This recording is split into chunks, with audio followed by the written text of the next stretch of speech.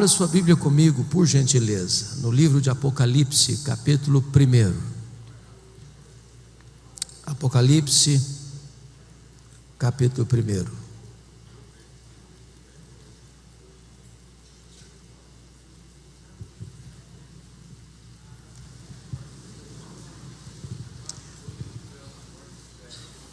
Nós vamos ler todo este capítulo. Eu estou com a versão Mara. Então, acompanhe a leitura desse texto, por gentileza. Revelação de Jesus Cristo, que Deus lhe deu para mostrar aos seus servos as coisas que em breve devem acontecer, e que ele, enviando por intermédio do seu anjo, notificou o seu servo João, o qual atestou a palavra de Deus e o testemunho de Jesus Cristo quanto a tudo o que viu. Bem-aventurados aqueles que leem, aqueles que ouvem as palavras da profecia e guardam as coisas nela escritas, pois o tempo está próximo.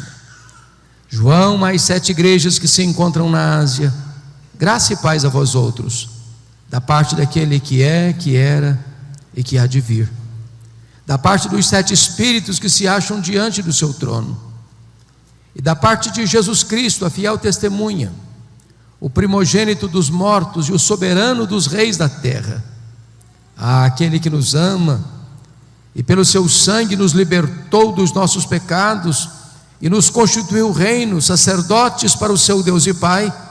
A ele a glória e o domínio pelos séculos dos séculos. Amém.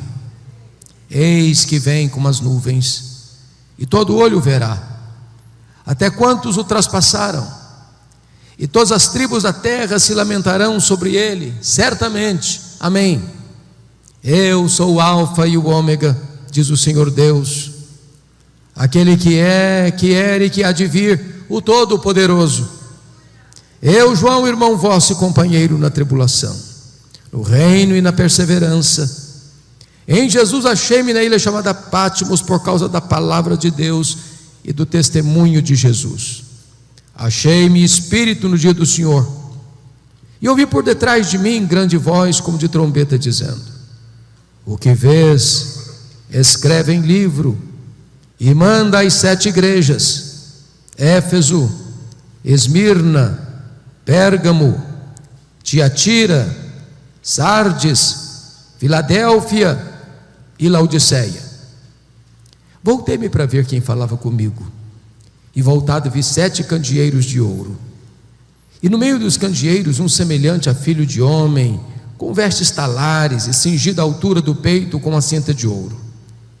A sua cabeça e cabelos eram brancos como a alva lã, como neve, os olhos como chama de fogo, os pés semelhante ao bronze polido, como que refinado numa fornalha, a voz como voz de muitas águas. Tinha na mão direita 7 estrelas, e da boca saía-lhe uma afiada espada de 2 gumes. O seu rosto brilhava como o sol na sua força. Quando o vi, caí a seus pés como morto. Porém ele pôs sobre mim a mão direita, dizendo: não temas, eu sou o primeiro e o último, e aquele que vive. Estive morto, mas eis que estou vivo pelos séculos dos séculos, e tenho as chaves da morte e do inferno. Escreve, pois, as coisas que viste, e as que são, e as que hão de acontecer depois destas. Quanto ao mistério das 7 estrelas que viste na minha mão direita, e aos 7 candeeiros de ouro, e as 7 estrelas, são os anjos das 7 igrejas, e os 7 candeeiros são as 7 igrejas. Amém. Meus amados, eu gostaria de compartilhar com vocês hoje sobre a glória incomparável do nosso glorioso Redentor. O livro de Apocalipse retrata para nós o ponto culminante da história. Apocalipse é a acrópole, o pináculo da revelação de Deus. Esse livro não é tanto o registro de fatos que hão de acontecer, mas sobretudo Apocalipse é revelação de uma pessoa, é a revelação de Jesus Cristo nosso Senhor. O livro é acerca dele, da importância dele, da obra dele, da posição dele, da soberania dele e da sua vitória gloriosa. Jesus é o centro da própria eternidade, ele é o centro da história, ele é o centro da igreja, ele é o centro do céu, ele é o centro da Escritura, ele é tudo no Antigo Testamento. Ele é a semente da mulher que nasceu para esmagar a cabeça da serpente. Ele é o descendente de Abraão, em quem todas as famílias da terra são abençoadas. Ele é representado por aquela coluna de nuvem, por aquela coluna de fogo que guiou o povo 40 anos no deserto. Ele é representado pelo maná que caía do céu e pela água que brotava da rocha. Ele é representado pelo Cordeiro da Páscoa. Ele é representado pelo tabernáculo, ele é representado pela arca da aliança, ele é representado pelo templo, é representado pelas festas, pelos sacrifícios, pelo sábado. Tudo é uma sombra dele, ele a realidade. Jesus é tudo também no Novo Testamento. Ele é o Messias prometido, ele é o Filho de Deus, ele é o Verbo que se fez carne, ele é o pão da vida, ele é a luz do mundo, ele é a porta das ovelhas, ele é o bom pastor, ele é a ressurreição e a vida, ele é o caminho e a verdade e a vida, ele é a videira verdadeira, ele é o amado da nossa alma, ele é a nossa paz, ele é a nossa alegria, ele é a nossa justiça, ele é a nossa herança. Ele é o alfa, ele é o ômega, ele é o princípio, ele é o fim, ele é o soberano dos reis da terra, ele é a razão da nossa vida.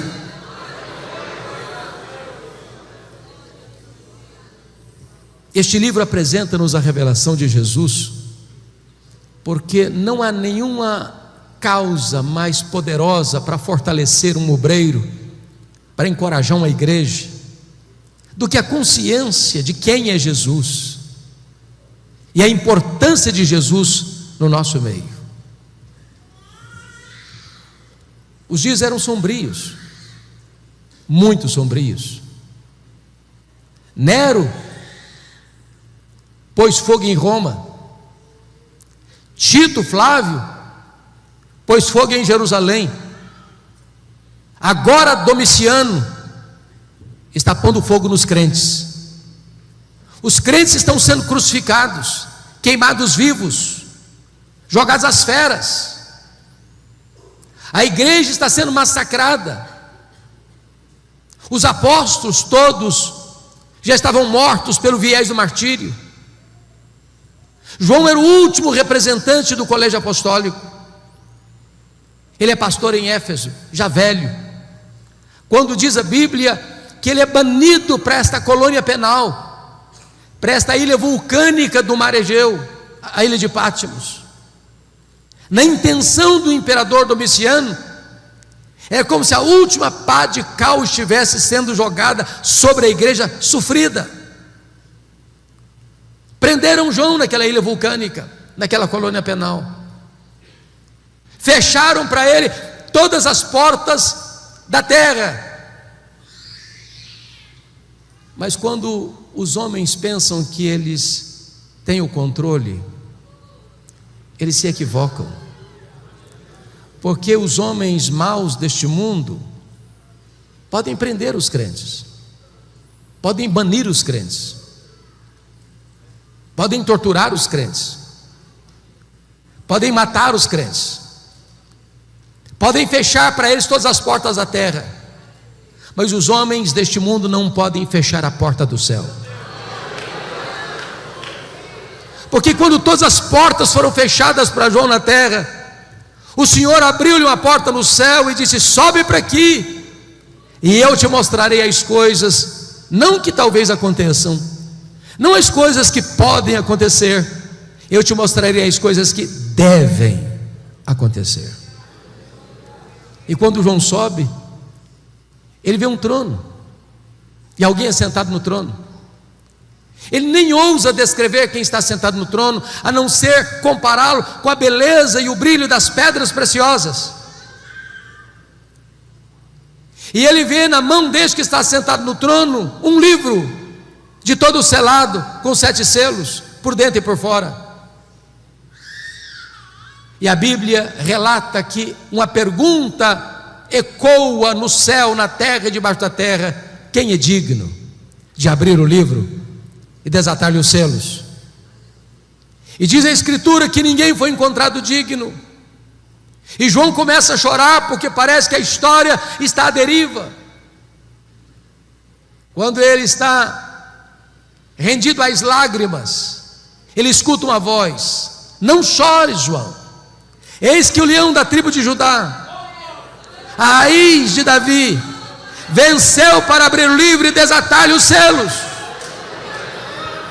E os selos são rompidos por Jesus, e as trombetas soam por ordem de Jesus, e a história caminha sob o controle de Jesus, e caminha para uma consumação onde a vitória final é de Cristo e da sua igreja. Então, irmãos, à luz desse texto,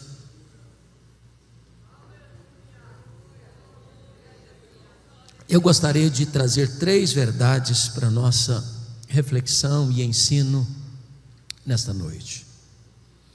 Em primeiro lugar, a grandeza incomparável da pessoa de Jesus. Em segundo lugar, a grandeza incomparável da obra de Jesus. E em terceiro lugar, as implicações incomparáveis dessas 2 verdades primeiras: quem Jesus é e o que ele fez. Vejamos então a grandeza incomparável da sua pessoa. Notem comigo, por gentileza, versículo 5, que ele nos é apresentado como a fiel testemunha. Isso significa que ele é o supremo profeta. Ele é o mensageiro e ele é a mensagem. Ele é a última palavra de Deus para nós. Tendo Deus falado muitas vezes, de muitas maneiras, aos pais, pelos profetas, agora Ele nos fala pelo Filho. Sua revelação foi progressiva até Jesus, mas não a partir de Jesus. Se você não ouvir Jesus, não há mais nada diferente ou novo que possa ser comunicado a você, a trazer esperança para o seu coração. Ele é a verdadeira palavra de Deus. Ele é o verbo de Deus, ele é o profeta e ele é a mensagem, ele é o mensageiro e ele é a mensagem. Ele é o supremo profeta de Deus, a última revelação de Deus. Mas você vai notar comigo que no versículo de número 5, ele nos é apresentado como primogênito dos mortos e o soberano dos reis da terra, e ele aqui é o sumo sacerdote, porque ele é o sacerdote e é o sacrifício, ele é o ofertante e ele é a oferta, ele é aquele que está à direita de Deus Pai e intercede por nós, ele é aquele que defende a sua causa diante de Deus, ele é o advogado, o justo. É por isso que a Bíblia diz que nenhuma condenação pode sobrevir sobre a sua vida, porque a Bíblia pergunta assim: quem tentará acusação contra os eleitos de Deus? É Deus quem os justifica. Quem os condenará? É Cristo Jesus quem morreu, ou antes quem ressuscitou, o qual está à destra de Deus e também intercede por nós. Nas horas de angústias da sua vida, nas horas de aperto do seu coração, se você gritar por socorro, esse sumo sacerdote se levanta para estar ao seu lado, interceder por você e colocar sua causa diante de Deus. Mas mais do que isso, o texto nos apresenta como ele é também o Rei dos reis, ele é o soberano dos reis da terra. O que significa isso? Significa, meus amados irmãos, que ele tem o controle.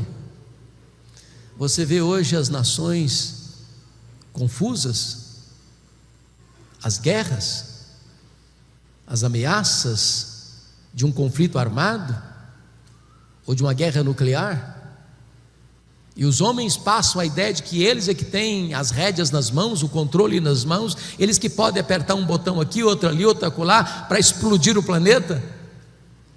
Mas quem está sentado no trono é o Senhor Jesus. Quem comanda o universo é o Senhor Jesus. Ele é o soberano dos reis da terra. Ele que levanta reis, Ele quem abate reis, Ele quem levanta reinos, Ele quem abate reinos.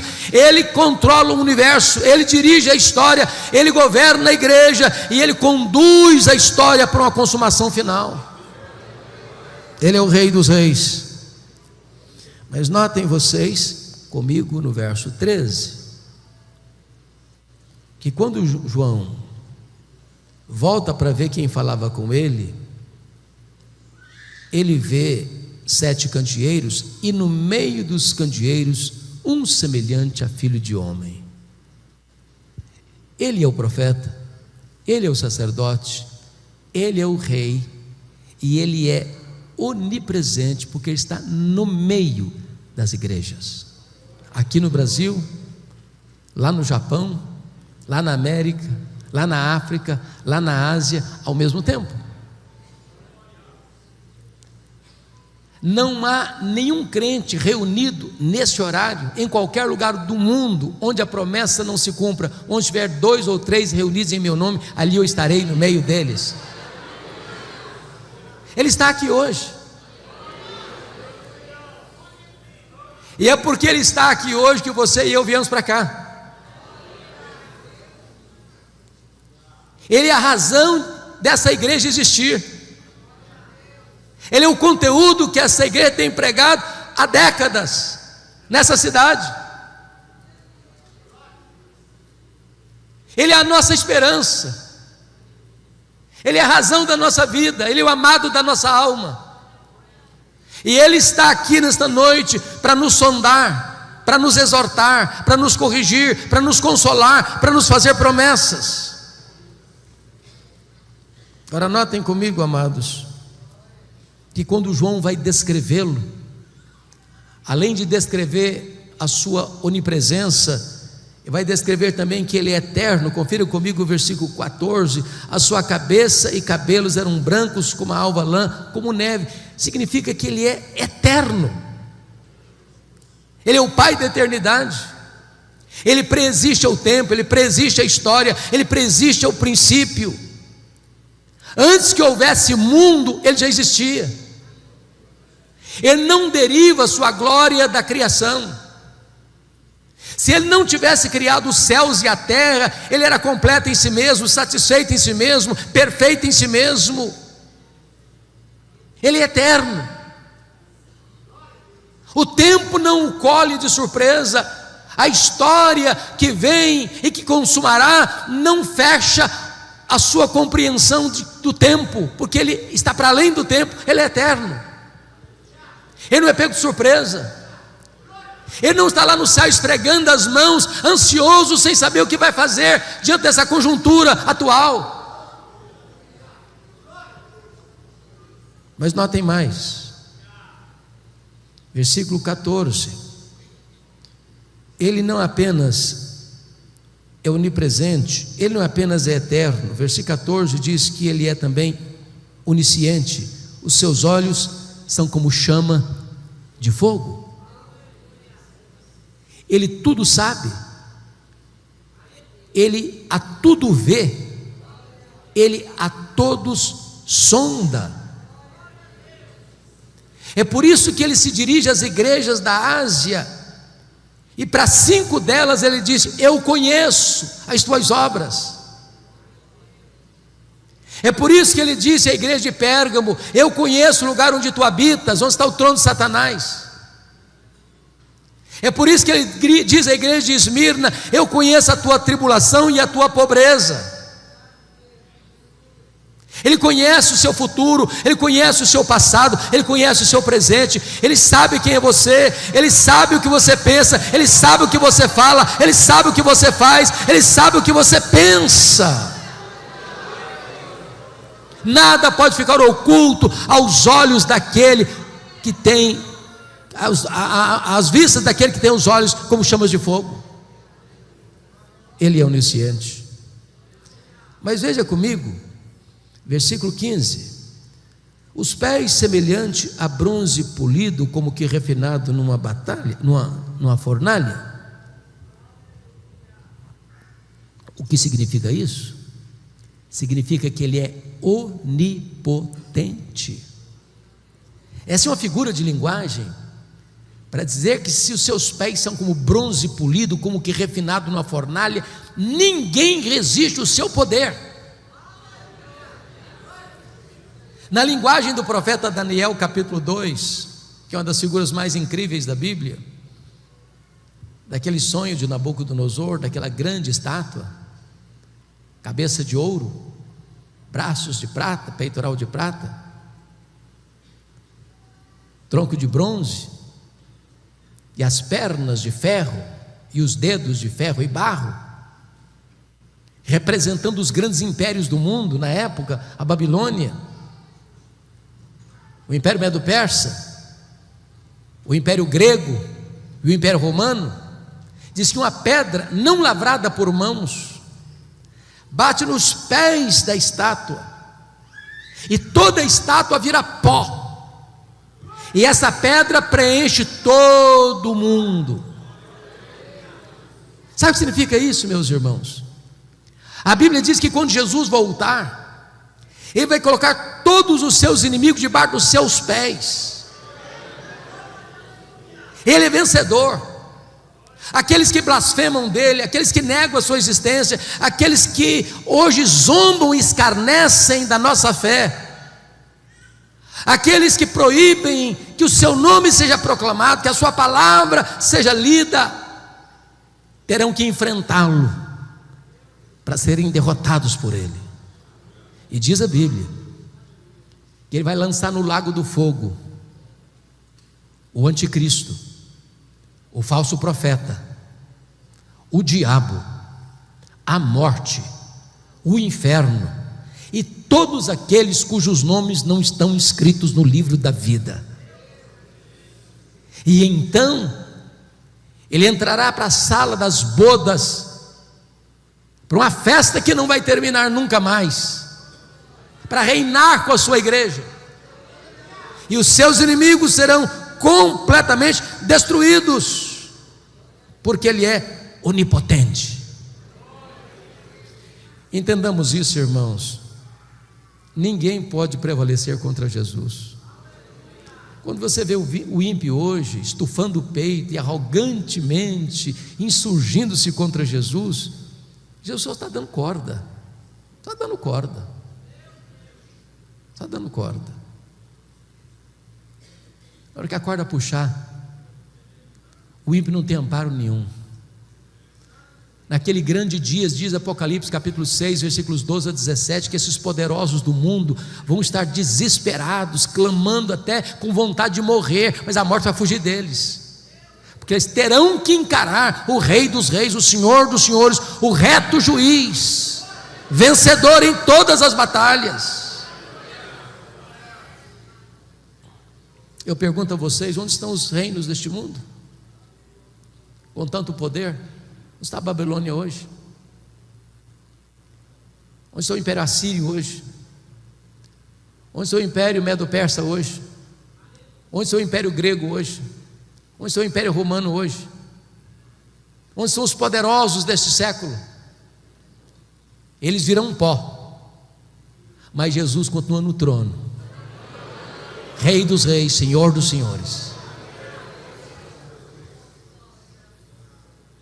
Confira comigo, por gentileza, versículo 15 ainda, diz: a voz como voz de muitas águas. Sabe o que significa isso? Ele é irresistível. A Bíblia diz que a voz de Deus é poderosa, que ela despede chamas de fogo, que ela faz tremer o deserto, que ela despedaça os cedros do Líbano. Ele dá uma ordem e o universo se forma. Ele dá uma ordem e o sol para. Ele dá uma ordem e as estrelas aparecem. Ele dá uma ordem e o mar se acalma. Ele dá uma ordem e o vento cessa. Ele dá uma ordem e um verme cumpre o seu mandato. Ele dá uma ordem e uma mula profetiza. Ele dá uma ordem e os demônios batem em retirada. Ele dá uma ordem e os anjos saem para obedecer a seu comando. Ele tem uma voz poderosa, voz como voz de muitas águas. Ele é irresistível. Sabe o que é maravilhoso? Você e eu somos a caixa de ressonância desta voz, quando pregamos o Evangelho, porque a Bíblia diz que o Evangelho é o poder de Deus para a salvação de todo aquele que crê.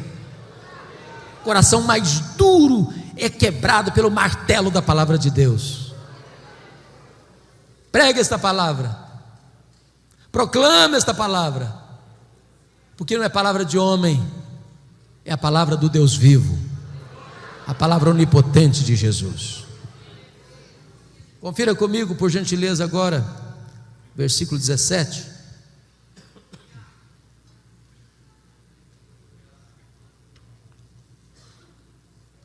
Vejam, por gentileza.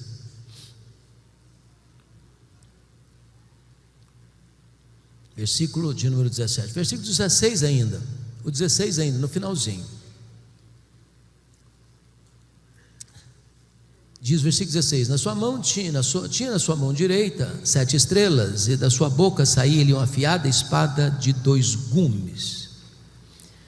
Aqui eu quero destacar que ele é vitorioso.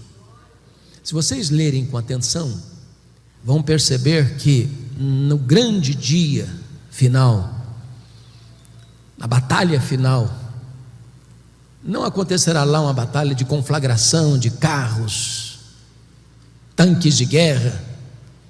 A única arma que vai ser acionada é a espada que sai da boca do Cordeiro.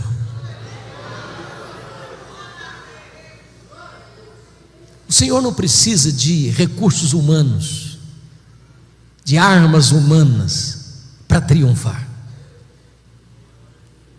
É por isso que a Bíblia diz que vai matar o anticristo com o sopro da sua boca, com o poder da sua manifestação. Irmãos amados, como é importante nós compreendermos quão grande é Jesus, quão poderoso é Jesus, quão incomparável é Jesus. A espada que sai da sua boca significa que ninguém pode resisti-lo, ninguém pode ameaçá-lo, ninguém pode derrotá-lo. Nós não seguimos um líder fracassado, um líder derrotado. Nós seguimos aquele que é vencedor e invicto em todas as batalhas. Nós nem entramos em campo hoje para saber se vamos ganhar ou perder. Diz a Bíblia que nós já somos mais do que vencedores em Cristo Jesus, nosso Senhor. Louvado seja Deus. Se você é crente, se você nasceu de novo, você já está alistado neste poderoso exército vitorioso de Cristo Jesus.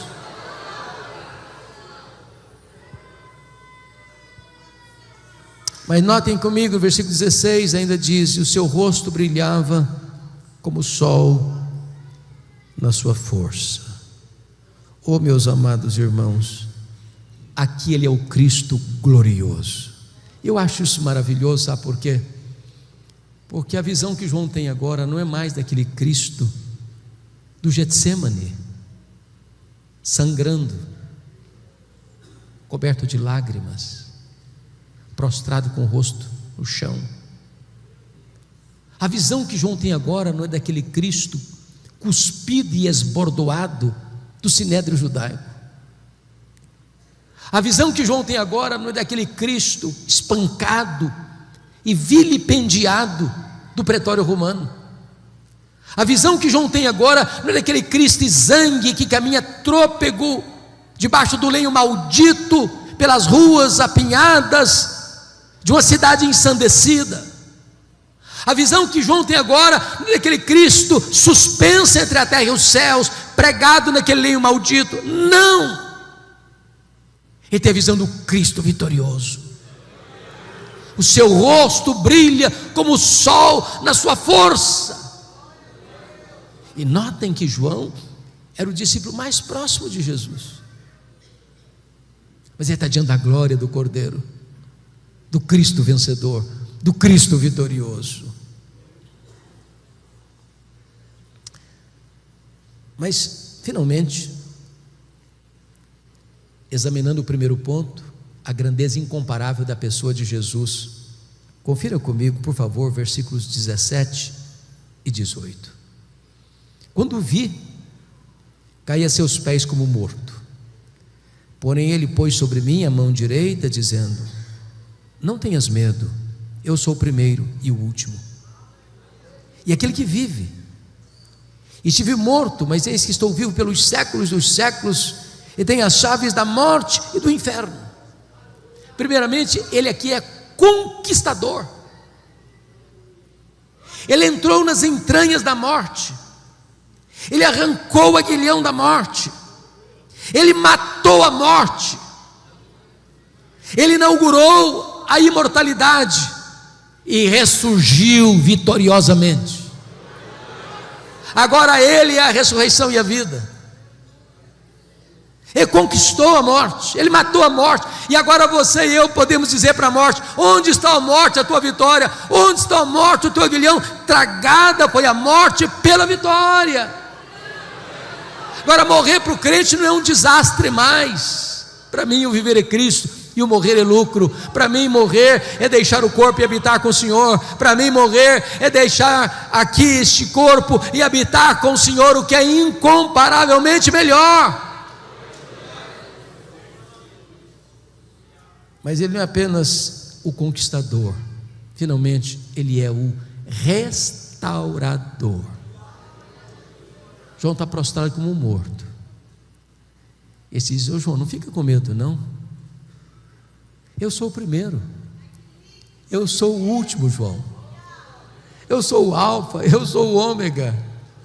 Ô João, eu já estive morto, mas eu estou vivo pelos séculos dos séculos, e eu tenho as chaves da morte e do inferno. Nós não viemos aqui nesta noite adorar o Cristo que esteve vivo e está morto. Nós viemos adorar o Cristo que esteve morto e está vivo, e vivo pelos séculos dos séculos.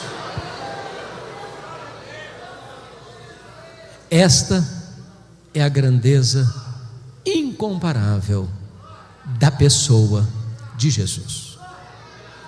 Veremos agora o segundo ponto, que é a grandeza incomparável da obra de Jesus. Por favor, olhe comigo o versículo 5, parte B. Aquele que nos ama e pelo seu sangue nos libertou dos nossos pecados. Em primeiro lugar, ele ama a igreja. E vejam vocês que o verbo está no presente do indicativo, não está no passado. Ele não apenas nos amou, ele nos ama e continuará nos amando. Eu penso que não há nenhum remédio mais eficaz para curar o problema do complexo de inferioridade e da autoestima achatada do que essa verdade. Você acha pouco o fato de você ser amado por Jesus? Mas ele não ama você porque viu em você algo digno de ser amado. A causa do amor dele por você e por mim não está em nós, mas nele mesmo. Sabe por quê? A Bíblia diz que ele nos ama com amor eterno. O mundo não tinha sido criado ainda, e você já estava no coração dele. Ele amou você com amor eterno e atraiu você para Ele com cordas de amor. Deus não me ama por causa das minhas pretensas virtudes, Ele me ama apesar dos meus pecados. Ele não me ama por causa dos meus méritos, Ele me ama apesar dos meus deméritos. Não há nada que você possa fazer para Deus amar você mais, nem para Ele amar você menos. Ele ama a você. Talvez você entrou aqui hoje abatido, triste, talvez você se sentindo a última pessoa do universo, talvez você se entrou aqui hoje com essa autoestima lá no chão. Eu quero dizer para você que Jesus ama você, que Jesus ama você, que Jesus ama você, que Jesus ama você. Você tem valor para Ele, você é importante para Ele.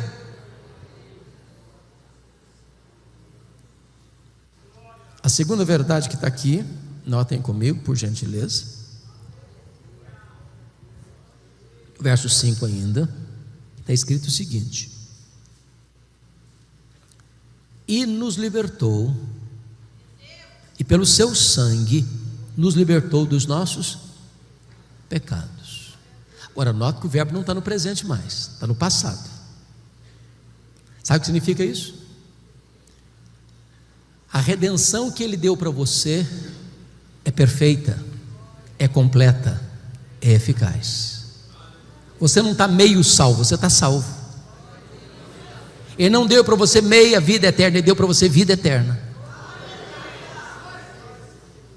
Agora notem mais, nem você nem eu podemos nos libertar dos nossos pecados. Impossível. Impossível. A Bíblia chega a dizer que assim como um leopardo não consegue tirar suas próprias manchas, nem um etíope consegue mudar a cor da sua própria pele, assim também eu não posso fazer o bem se eu estou inclinado a fazer o mal. A inclinação da nossa carne é inimizade contra Deus. Eu estava rendido aos meus pecados. Paulo diz em Efésios capítulo 2 que o homem antes da sua conversão, ele está depravado, escravizado, condenado e morto nos seus delitos e pecados. Não há nada que ele possa fazer. Talvez você tenha lutado, talvez você tenha se esforçado, mas a grande verdade é que Jesus Cristo, Filho de Deus, Ele nos libertou pelo seu sangue dos nossos pecados. As algemas foram quebradas, as cadeias foram rompidas, a prisão foi aberta. Nós estávamos na potestade de Satanás e Ele nos tirou de lá. Nós estávamos na casa do valente e Ele amarrou o valente e nos tirou de lá. Nós estávamos no império das trevas e Ele nos transportou de lá para o reino da luz. Hoje nós somos um povo livre, salvo, remido no sangue do Cordeiro. Louvado seja Deus. Bendito seja o Senhor. Então, a obra dele, Ele nos ama. Segundo, Ele morreu por nós. Terceiro, Ele não apenas ama a igreja, Ele não apenas morreu pela igreja, Ele também honrou a igreja. Olha o versículo 6 comigo. E nos constituiu reino, sacerdotes para o seu Deus e Pai. E Ele não pode concluir sem uma doxologia. A Ele glória e o domínio pelos séculos dos séculos, amém. Preste atenção nisso. Você que foi salvo pela graça, você está numa posição muito elevada. Você foi constituído rei e sacerdote.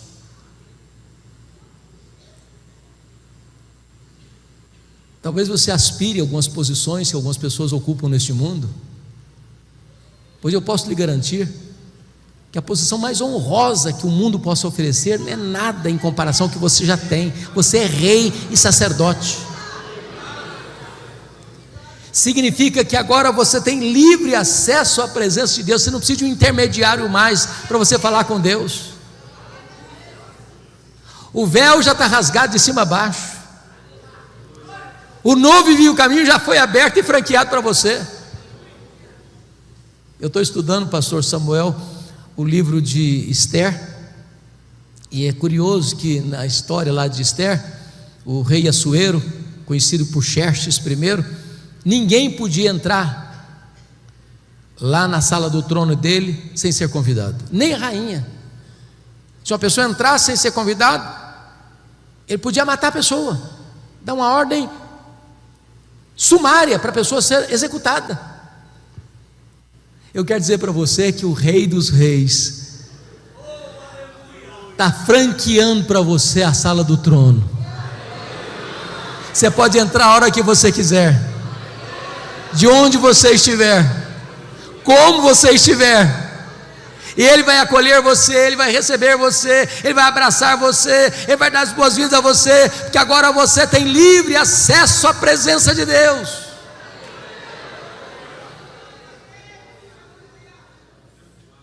A Bíblia diz que o Senhor não apenas vai nos levar para o céu, Ele vai nos levar para o trono. Foi a promessa da igreja de Laodiceia: ao vencedor dar-lhe-ei sentar-se comigo no meu trono, como eu venci e sentei com o meu Pai no seu trono. Entenda o valor que você tem para Deus. Você é rei, você é sacerdote. A Bíblia chega a dizer que no dia do juízo nós vamos julgar o mundo, nós vamos julgar os próprios anjos. Então, primeiro, Ele ama a igreja. Segundo, Ele morreu para a igreja, pela igreja. Terceiro, Ele honrou a igreja. Mas em quarto lugar, Ele voltará para a igreja. Veja o verso 7 comigo, por favor. Eis que vem com as nuvens, e todo olho verá, até quantos o traspassaram. E todas as tribos da terra se lamentarão sobre ele, certamente. Amém. Irmãos, a segunda vinda de Cristo é a nossa bendita esperança. Viva esperança. De vez em quando as pessoas perguntam assim: mas quem está no controle desse mundo maluco? Deus ou o diabo? Essa pergunta foi feita por A.W. Pink. Guerras, violência, terrorismo, grupos de extermínio, crime organizado, corrupção, prostituição, apostasia. Parece que o carro saiu dos trilhos.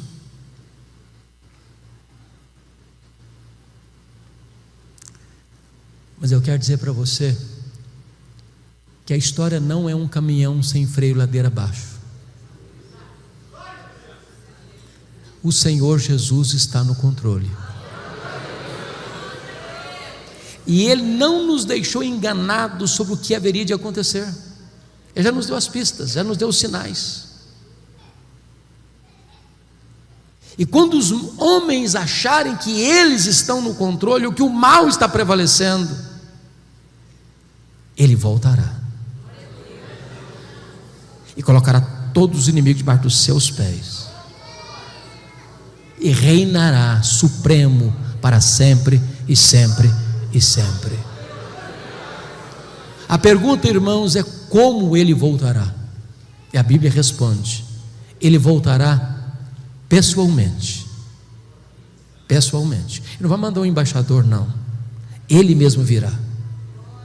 Lá em Atos 1, 9 a 11, diz que quando os galileus estavam olhando para as alturas, Jesus subindo entre nuvens, dois anjos aparecem e diz: varões galileus, por que estáis olhando para as alturas? Esse mesmo Jesus que vi subir, assim descerá dos céus. Ele pessoalmente virá. Ele pessoalmente virá. Segundo, como Ele voltará? Ele voltará visivelmente. todo olho verá, até aqueles que o traspassaram. O que significa isso? Sabe o que a Bíblia diz? Quando Jesus voltar, lá em João 5, 28 e 29, diz que todos os mortos sairão dos túmulos, uns para a ressurreição da vida, outros para a ressurreição do juízo. Quando Jesus voltar, duas coisas vão acontecer: ressurreição para os que estiverem mortos, e transformação e arrebatamento para os que estiverem vivos. Aquelas pessoas que cuspirem em Jesus, que cravaram a fronte de Jesus com coroa de espinho, que esbordoaram Jesus, que pregaram Jesus na cruz, vão ter que ressuscitar, e vão ter que ver Jesus na sua glória vindo. E Paulo diz que todo joelho vai ter que se dobrar, nos céus, na terra e debaixo da terra, e toda língua vai ter que confessar que Jesus Cristo é Senhor, para a glória de Deus Pai. A igreja fará isso com a maior das alegrias, os ímpios com o maior dos terrores. Terceiro lugar, como Jesus voltará? Ele voltará audivelmente, ressoada a trombeta de Deus, ouvida a voz do arcanjo, ele descerá dos céus. Se a volta de Jesus vai ser o fato mais público da história, também será o fato mais audível da história. Não haverá montanha tão alta, deserto tão inóspito, caverna tão escura, que impedirá as pessoas de ouvirem o alarido desta vinda. Se de dia, se de tarde, se de noite, não sabemos, porque ele virá de dia, ele virá de tarde, ele virá de noite. Como assim? Agora estamos 8:30 da noite no Brasil, mas já é 8:30 da manhã no Japão. Então, se Jesus voltar de noite para o Brasil, volta de manhã para o Japão. Se volta num horário aqui, volta no outro horário na África, volta outro horário na Europa. É por isso que Jesus disse: olha, não sabe se é de dia, se é de tarde, se é de noite. Porque quando ele voltar, vai estar de manhã para um, vai estar de tarde para outro, vai estar de noite para outro. Mas todo olho o verá. Quarto lugar, como ele voltará? Ele voltará repentinamente. Diz a Bíblia que vai ser como um relâmpago que risca os céus do oriente ao ocidente. Vai ser num momento, num abrir e fechar de olhos. Sabe o que significa isso? Não haverá tempo para você se preparar na última hora. Se você não tiver azeite na sua lâmpada, não tem esperança. Vigiai, vigiai, para que aquele dia não nos tome de surpresa. A igreja de Deus não é filho das trevas, é filho da luz, e filho da luz não é pego de surpresa, porque ele está aguardando na ponta dos pés a vinda do Senhor, dizendo: Maranata, ora vem Senhor Jesus. Ele apressa, ele ama a vinda do Senhor. Quinto lugar, como ele voltará?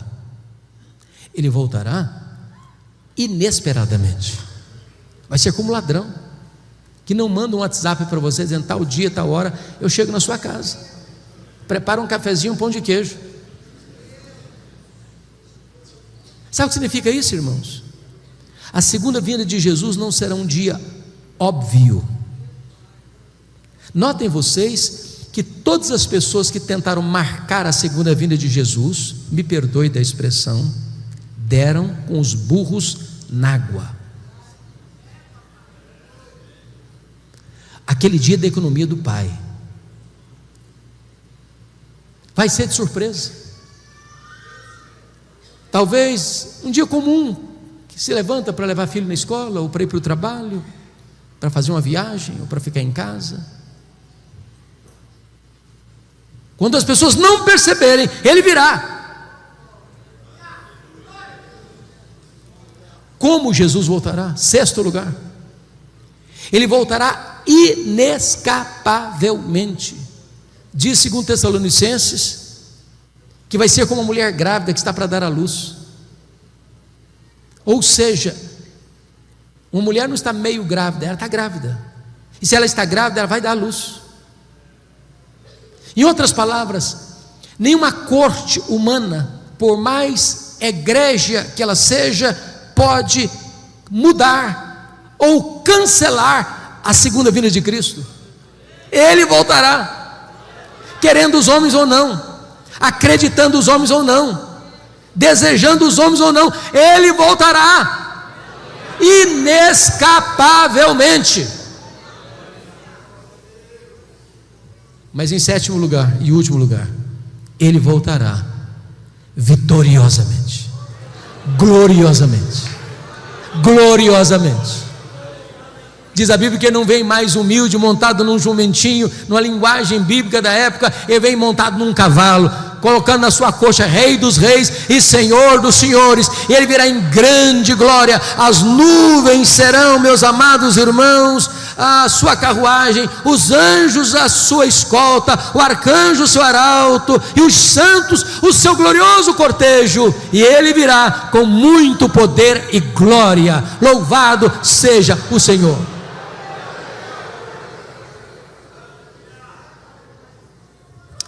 Então, até aqui nós olhamos a grandeza incomparável da pessoa de Jesus. Ele é onipresente, Ele é onisciente, Ele é onipotente, Ele é irresistível, Ele é glorioso, Ele é vitorioso, Ele é restaurador. Olhamos a grandeza incomparável da sua obra. Ele ama a igreja, Ele morreu pela igreja, Ele exaltou a igreja e Ele voltará para a igreja. Agora, em último lugar, terceiro e último lugar, vamos ver a grandeza incomparável das implicações dessas duas verdades. Primeira implicação: não precisamos então ter medo da vida. Tem muita gente com medo da vida. Tem muita gente não querendo acordar. Tem muita gente flertando até com suicídio. Tem muita gente que gostaria de dormir sem data para levantar. Eu quero dizer para você, meu amado, que você não precisa ter medo da vida. Preste atenção no contexto. Por que João está nessa ilha? Do ponto de vista humano. Do ponto de vista humano, ele está lá porque o imperador Domiciano o mandou para lá como um prisioneiro, numa ilha penal, numa colônia penal, numa prisão de segurança máxima, para trabalhos forçados. Ele já era um homem velho. Ele foi para lá porque está sendo perseguido. Seus pares, os apóstolos, já estão mortos. Os seus irmãos estão sendo queimados vivos, crucificados, jogados às feras. Do ponto de vista humano, o mal está prevalecendo, a igreja está sufocada. Mas o que ele vai entender? Veja comigo o versículo 9: achei-me na ilha chamada de Patmos, por causa da palavra de Deus e do testemunho do Senhor Jesus. Ele está fazendo outra leitura. Então não foi Domiciano que me mandou para cá, não. Eu estou aqui, é por causa de Jesus. Eu estou aqui, é por causa da palavra de Deus. Eu estou aqui para uma agenda celestial. Eu estou aqui porque Deus aproveita a situação adversa da agora para transformar a tragédia em triunfo. Eu estou aqui para receber a revelação de Deus das coisas que devem acontecer. Quem está no controle é Deus. Deus transforma a ilha de Patmos na porta do céu. Deus transforma a tragédia em triunfo. Deus é especialista em virar a mesa, em mudar o placar do jogo. Você não precisa ter medo da vida. Me permita dizer isso, meus amados irmãos. A igreja de Deus é indestrutível.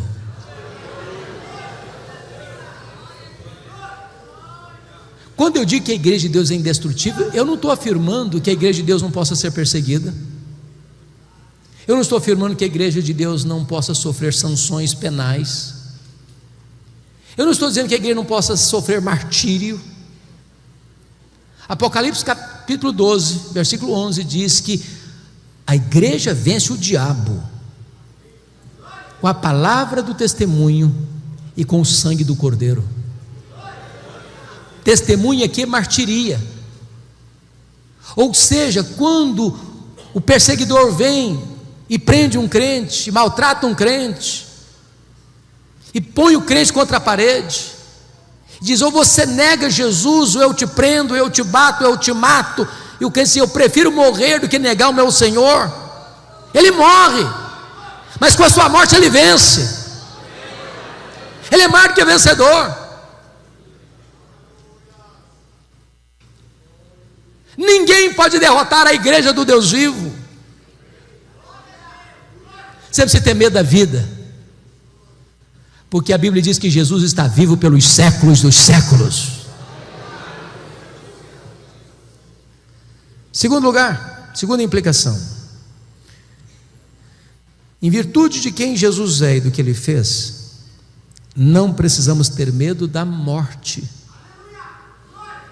A Bíblia diz o seguinte: Jesus disse para João: João, não fique com medo não, João, eu sou o primeiro, eu sou o último. Eu estive morto, mas eu estou vivo, João, pelos séculos dos séculos. A Bíblia diz que a morte é o rei dos terrores, mas Jesus é o rei dos reis. Jesus entrou nas entranhas da morte, Ele arrancou o veneno da morte, arrancou o aguilhão da morte, matou a morte e ressuscitou. E agora Ele é a ressurreição e a vida. E agora Ele diz para você: se você crê em mim, você nunca morrerá eternamente. Agora você pode dizer para a morte: onde está a morte, a tua vitória? Onde está a morte, o teu aguilhão? Tragada foi a morte pela vitória. A morte não tem mais a última palavra. Jesus é o primogênito dos mortos, Ele é o primeiro da fila. E nós, se Jesus não voltar antes, receberemos um corpo de glória semelhante ao corpo da sua glória. Aliás, um corpo que não vai brigar nem com a balança, nem com o espelho. Perfeito, incorruptível, poderoso, glorioso, semelhante ao corpo da glória do Senhor Jesus. Não vai ter mais doença, não vai ter mais cansaço, não vai ter mais fadiga. Bendito seja Deus. Terceira implicação: não precisam ter medo da vida. Segundo, não precisam ter medo da morte. Terceiro, não precisamos ter medo do desconhecido. Irmãos, você e eu agora não enxergamos na curva, não enxergamos no escuro. Eu sei o final é de glória, mas o processo eu não sei. Eu não sei se você e eu estaremos vivos amanhã. E às vezes a gente fica com medo. Mas me permita voltar com você para o verso 1, que está escrito aqui: revelação de Jesus Cristo que Deus lhe deu para mostrar aos seus servos as coisas que em breve devem acontecer. Preste atenção, não é nas coisas que talvez aconteçam, não é nas coisas que podem, não, nas coisas que devem acontecer. Sabe o que significa isso? Que quem escreve a história é Deus, quem determina a história é Deus, quem está no controle é Deus. Sabe o que significa isso? Nós não cremos em acaso, nós não cremos em sorte, nós não cremos em azar, nós não cremos em determinismo cego, nós não cremos em coincidência, nós não cremos em macumba pegando em crente, nós não cremos em olho gordo. Nós cremos que a mão de Deus dirige o nosso destino. Então descanse seu coração. Então acalma o seu coração. Você precisa ter medo do desconhecido, porque o plano de Deus é perfeito e não pode ser frustrado.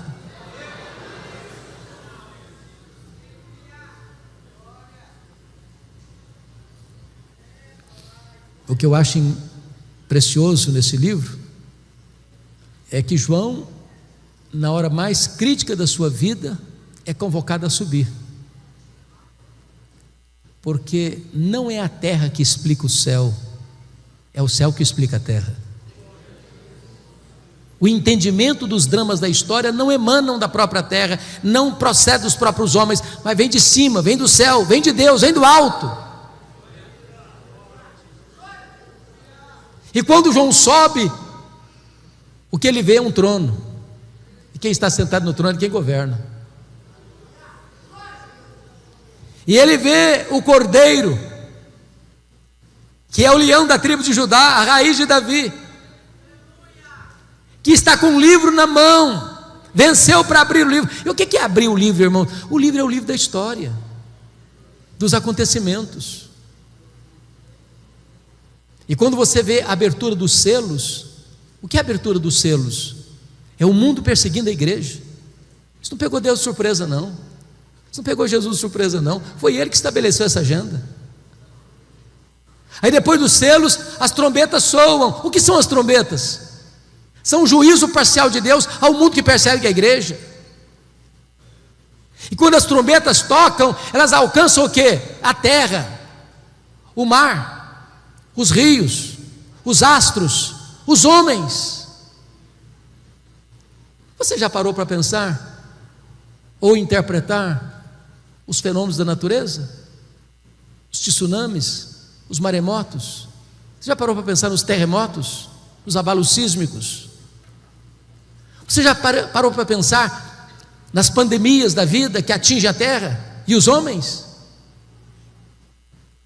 Isso não é coisa fortuita, casual. Não é porque a natureza está em ebulição ou em revolta.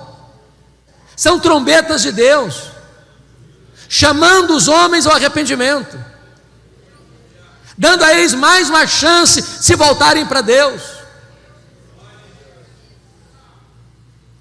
Quando você vê no Apocalipse o levantamento do quarteto do mal, nos capítulos 12, 13 e 14, o diabo, capítulo 12, o anticristo, o falso profeta, capítulo 13, e a grande Babilônia, no capítulo 14. Esses inimigos não se levantam por conta própria, o próprio Deus permite-os se manifestarem, para que se revele neles a glória de Deus na sua derrota fragorosa. E notem vocês,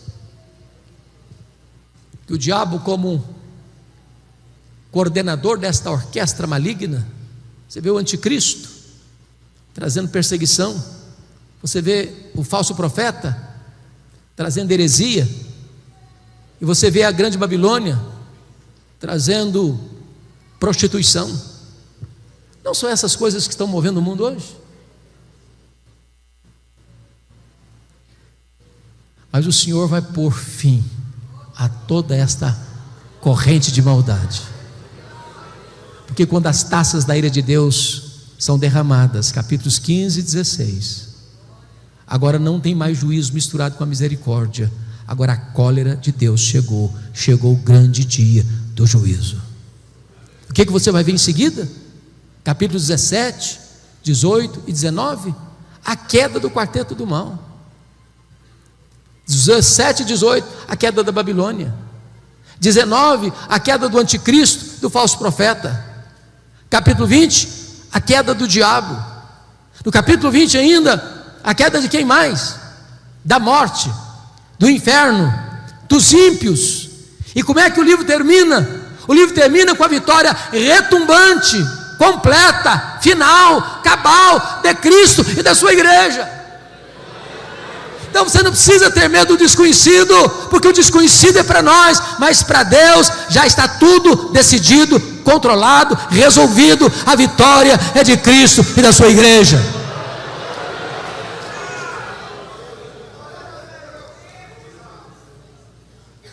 Em último lugar, Quarto e último lugar.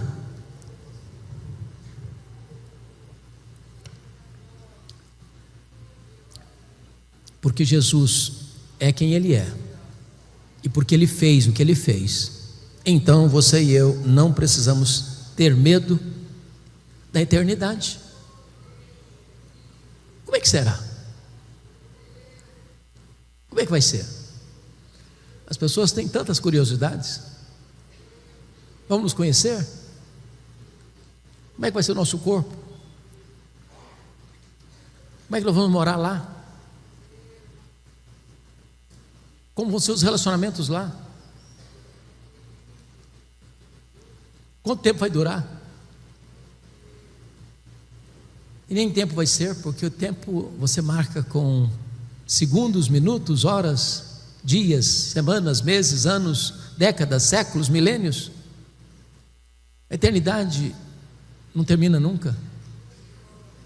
Mas não haverá um dia de monotonismo, não haverá um dia de rotina pesada. Nós nos deleitaremos nele, nós glorificaremos a ele, nós serviremos a ele, nós contemplaremos a face dele, nós conheceremos a ele, nós viveremos com ele, reinaremos com ele para sempre, sempre, sempre, sempre. E ele diz para João: João, você não precisa ter medo não, João, porque eis que eu estive morto, mas estou vivo pelos séculos dos séculos. Quando os milênios rolarem, lá na eternidade, Jesus estará lá com você. Você não precisa ter medo. Não há nada que possa infundir medo ao seu coração. Como diz o apóstolo Paulo: eu estou bem certo de que nem a morte, nem a vida, nem anjos, nem principados, nem poderes, nem altura, nem profundidade, nem qualquer outra criatura poderá separar-nos do amor de Deus que está em Cristo Jesus, nosso Senhor. E eu termino fazendo uma declaração. Diz o texto que quando João viu Jesus na sua glória, ele caiu como morto aos seus pés. E a pergunta é esta: e você? Que postura você tem tido em relação a Jesus? Você tem se curvado também? Tem se prostrado também? Você o reconhece nesta noite como Senhor da sua vida, como Salvador da sua vida, como a razão da sua vida? Ele está aqui hoje, poderoso para salvar, poderoso para restaurar, poderoso para consolar, poderoso para fazer tudo novo na sua vida. A Ele, o Rei da Glória, a Ele, o Alfa e o Ômega, a Ele, o soberano dos reis da terra, a honra, a glória e o louvor, agora e pelos séculos eternos. Amém.